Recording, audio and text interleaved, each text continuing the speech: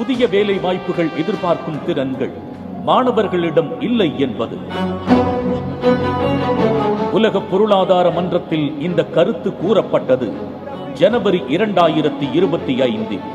ஆனால் இந்த அடிப்படை பிரச்சனையை கண்டறிந்து முதலமைச்சர் மு.க. ஸ்டாலின் அவர்கள் நான் முதல்வன் தொடங்கியது 2022 மார்ச்சில். இதனால் தான் இது மக்கள் அரசாங்கம், திராவிட அரசாங்கம்.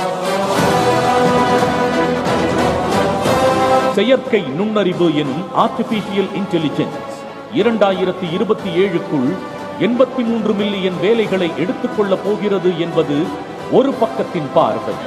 ஆனால் அதே செயற்கை நுண்ணறிவு 69 மில்லியன் புதிய வேலைகளை தரப்போகிறது என நம்பிக்கை புத்தொளியுடன் பார்ப்பது தலைவனின் பார்வை.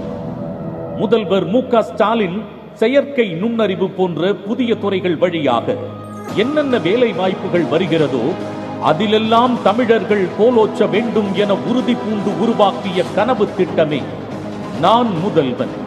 செயற்கை நுண்ணறிவு மட்டுமல்ல, தொழில்நுட்ப துறையில் என்னென்ன புது திறன் சார்ந்த படிப்பு வருகிறதோ அத்தனையும் தமிழ் மாணவர்களிடம் சேர்க்கப்படுகிறது. இன்னும் தமிழ்நாட்டில் இந்த புதிய திறன் படிப்பு இங்கே வரவில்லையா?